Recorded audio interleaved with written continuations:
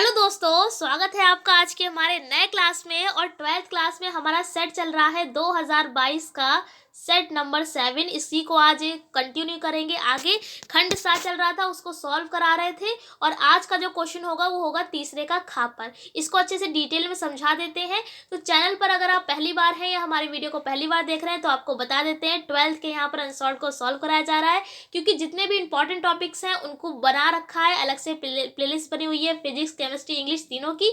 तो अगर आप चाहें तो अलग अलग जाकर देख सकते हैं सारी वीडियोस को। जो भी आपको टॉपिक चाहिए है आप वहां पर जाकर देख सकते हैं, सब अवेलेबल है। अब बात करेंगे जैसे कि अनसॉल्व की इसलिए सॉल्व करा रहे हैं जिससे कि आपकी नज़र में क्वेश्चन आ जाए कि किस टाइप के एग्जाम में क्वेश्चन पूछे जाते हैं। फिलहाल यहाँ पर यूपी बोर्ड की बात चल रही है। अगर आप किसी भी बोर्ड से हैं, अगर आपके सिलेबस में इस टाइप के क्वेश्चंस है तो आप इसको भी देख सकते हैं। तो आज की क्लास में बता दिया है हमने आपको बता दिया है कि इस क्वेश्चन को सॉल्व कराएंगे।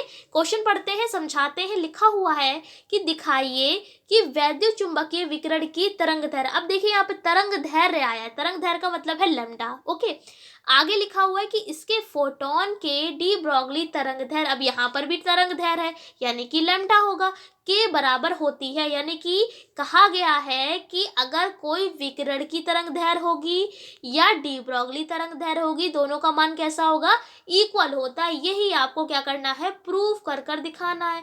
बहुत आसान है। बस आपको इसको आसान तरीके से समझने के लिए या इसको आसान करने के लिए बहुत क्या करना होगा, आपको दोनों के फॉर्मूले पता होने चाहिए कि डी ब्रोगली के लिए तरंग दैर्घ्य कितनी होती है और चुंबकीय विकिरण के लिए क्या होती है तरंग दैर्घ्य। बस एक दूसरे में मान पुट कर देंगे और दोनों के मान जो है वो बराबर आ जाएंगे। तो देखिए करते हैं सॉल्व।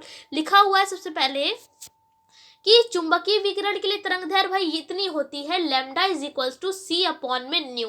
ये फॉर्मूला आपने पढ़ा ही होगा, बेसिक सा फॉर्मूला है। Lambda is equals to C upon में न्यू। हमने लिख भी दिया है ऊपर कि न्यू आवृत्ति, ये न्यू जो इसको क्या पढ़ते हैं, न्यू आवृत्ति होती है ये। ठीक है, आवृत्ति को न्यू से डिनोट करते हैं। आवृत्ति की वैद्युत चुंबकीय विकिरण की तरंग दैर्घ्य जो होती है वो कितनी होती है, lambda is equals to C upon में न्यू। लैम्डा क्या है बता दिया, तरंग दैर्घ्य, न्यू क्या है आवृत्ति बता दिया। अब भाई ये सी किस चिड़िया का नाम है तो सी भी आपको बता देते हैं। सी होती है प्रकाश की चाल। क्या होती है, प्रकाश की चाल। और कितनी होती है ये भी पता होना चाहिए, 3 गुणे में 10 की घात 8 मीटर पर सेकेंड। ये भी आपको पता होना चाहिए। सी क्या है, प्रकाश की चाल। अब ये तो हमने पता कर लिया कि ये होती है विकिरण के लिए। अब बात करेंगे हम फोटोन के लिए। तो फोटोन के लिए कितनी होती है वो भी देख लीजिए। ये तो आपने फॉर्मूला पढ़ी होगा, lambda is equals to H upon P. ठीक है, पी हटा के हम एम बी भी रख लेते हैं, लेकिन यहाँ पर क्या कर रहा, केवल लैम्डा की बात चल रही है तो हमने फॉर्मूला डायरेक्ट लगा दिया, lambda is equals to H upon P.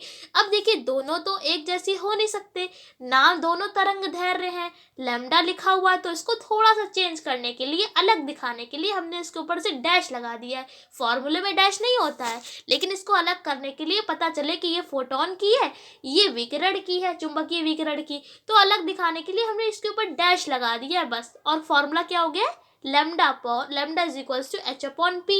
Lambda बता दिया तरंग दैर्घ्य है, पी क्या है, पी यहाँ पर संवेग है। संवेग का मतलब होता है जब भी द्रव्यमान और वेग की गुणा होती है उसी को संवेग कहते हैं। एच क्या है, एच होता है प्लांक नियतांक। ये क्या है, कांस्टेंट वैल्यू होती है। ठीक है, इसकी वैल्यू भी आपको पता होनी चाहिए। कुछ समथिंग ऐसे होती है 6.6 इंटू 10 की पावर माइनस के 36, शायद यही होती है, एग्जैक्ट नहीं याद इस टाइम। फिलहाल एच क्या है, प्लांक नियतांक है। ओके, तो यहाँ पर दोनों की वैल्यू हमको पता चल गई। अब आपको एक फॉर्मूला लगाना पड़ेगा। क्या लगाना पड़ेगा, इसको बना लीजिए क्वेश्चन नंबर 1। अब यहाँ पर हम जानते हैं कि E बराबर होता है एम सी स्क्वायर। अब दिमाग लगाइए, ये कहाँ से फॉर्मूला आया, ये भी आप पढ़ चुके हैं, 9 से पढ़ते आते होंगे कि E बराबर एम सी स्क्वायर क्या है, ये है आइंस्टीन इक्वेशन। आइंस्टीन का समीकरण है E बराबर एम सी स्क्वायर। पता होना चाहिए, अभी इस टाइम पे बहुत वायरल हो रहा है एम सी स्क्वायर, पता भी होगा आपको, जो रैप शो देखते होंगे। एम सी स्क्वायर ये क्या है, आइंस्टीन इक्वेशन है। आइंस्टीन का समीकरण है E बराबर एम सी स्क्वायर। E क्या है, ऊर्जा है, M क्या है, मास है यानी द्रव्यमान है, C क्या है बता दिया, प्रकाश की चाल है। आइंस्टीन का समीकरण है E बराबर एम सी स्क्वायर। अब यहाँ पर देखिए प्रकाश की चाल बताया है, ठीक है, याद रखिएगा प्रकाश की चाल क्या होती है, C होती है। अभी बताते हैं इसके बारे में आगे। अब क्या किया, सी स्क्वायर है, सी स्क्वायर का मतलब क्या है, इसको हमने तोड़ दिया, सी गुणे सी। आप चाहे ऐसे लिखे ऐसे लिखे, बात तो वही है। इसको क्यों तोड़ा है, क्योंकि हमें पी चाहिए था।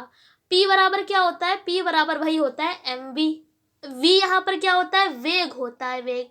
तो यहाँ पर देखिए, यहाँ पर तो एम सी है, हमने एम सी को हटा के पी क्यों रखा, ये भी समझ लीजिए, एम सी को हटा के पी क्यों रखा हमने। तो ये सी क्या है, यहाँ पर देखिए एम तो मिल गया है, सी यहाँ पर सी की जगह अगर वी होता तो हम पी रख सकते हैं, वरना नहीं रख सकते हैं। तो यहाँ पर ध्यान से आप समझ लीजिए कि सी भी तो चाल ही है, किसकी है, प्रकाश की है, किसी की भी हो चाल ही तो है। चाल का मतलब क्या होता है, वेग ही तो मतलब होता है। तो यानी सी है, सी भी एक तरीके की क्या है, चाल है। तो चाल हो चाहे वी, सी लिखा हो चाहे वी लिखा हो, फॉर्मूला एम वी का मतलब क्या होता है या एम सी का मतलब क्या होता है, पी यानी कि संवेग। ठीक है, चाल ही थी इसीलिए हमने पी लिख दिया। इनटू में जैसा हमारा सी चल रहा है उसको ऐसे ही चलने दिया। अब आगे देखिए, यहाँ से हम पी का मान निकाल लेंगे, सी इसके नीचे पहुंच जाएगा, तो हो जाएगा formula P is equals to E upon में सी। अब क्या करा हमने, एक फॉर्मूला और होता है ई बराबर एच न्यू, ये भी फॉर्मूला आपने पढ़ा होगा, ई बराबर एच न्यू। ये फॉर्मूला कहाँ से लेकर आए, बस ये भी फॉर्मूला आपने पढ़ा होगा। अभी हमने जल्दी ही एक इक्वेशन पढ़ाई थी, उसमें आप इससे पहले वाले क्लास में कुछ, तो हमने ये पूरा आपको फॉर्मूला प्रूफ कर कर भी दिखाया था। न्यू के मान निकले थे इस तरीके से 1 2 करके, तो वो आपने उसमें बोहर का क्वांटीकरण समीकरण में वहाँ पर बताया था, ई बराबर एच न्यू होता है। यहाँ वहीं से हमने ई का मान जो है हटाकर एच न्यू लगा दिया है, अपॉन में सी जैसा चल रहा है वैसे ही चलने दिया। अब आगे क्या करेंगे, पी की वैल्यू मिल गई है। अब जो हमने इक्वेशन 1 बनाई थी, ये देखिए यहाँ पर हम पुट कर देंगे, पी की जगह पर क्या रख देंगे, एच न्यू अपॉन में सी। तो ये देखिए एच न्यू अपॉन में सी हमने यहाँ पर रख दिया है। ये वाला स्टेप सबसे ऊपर चला जाएगा, क्योंकि ट्रिपल जब भी होती है भिन्न तो हम थर्ड वाले पोर्शन को सबसे ऊपर भेज देते हैं। तो ये हो जाएगा, सी ऊपर पहुंच जाएगा, बाकी ये देखिए सब वैसे ही लिखा हुआ है। अब यहाँ पर आप खुद देखिए, एच से एच हो गया कैंसिल, और सी अपॉन में न्यू क्या होता है, स्टार्टिंग में ही पढ़े थे, lambda is equals to C upon में न्यू।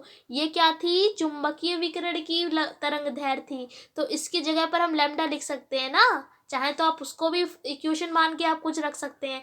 तो हो गई ना, फोटोन की तरंग दैर्घ्य किसके बराबर होगी, डी ब्रोगली की तरंग दैर्घ्य किसके बराबर होगी, चुंबकीय विकिरण की तरंग दैर्घ्य के बराबर हो गई है। ये हमारा प्रूफ हो चुका है। तो हमने लास्ट में लिख दिया कि अतः विद्युत चुंबकीय विकिरण की तरंग दैर्घ्य इसके फोटोन के डी ब्रोगली तरंग दैर्घ्य के बराबर होती है। तो आशा करते हैं बहुत आसान तरीके से आपको समझा पाएंगे, कुछ ज़्यादा इसमें किया नहीं है, बस आपको ये 3 फॉर्मूले याद करने हैं, इसके लिए तरंग दैर्घ्य और फोटोन के लिए तरंग दैर्घ्य और साथ में ई बराबर एम सी स्क्वायर, बस इतना आप याद रखिए। और छोटा सा ये भी आपको पता होना चाहिए कि ई बराबर जो होता है एच न्यू भी होता है। यहाँ पर बस इतना किया, फिर बाकी का पुट कर दिया, और हमारा जो है दोनों जो प्रूवमेंट है वो प्रूफ हो गया है।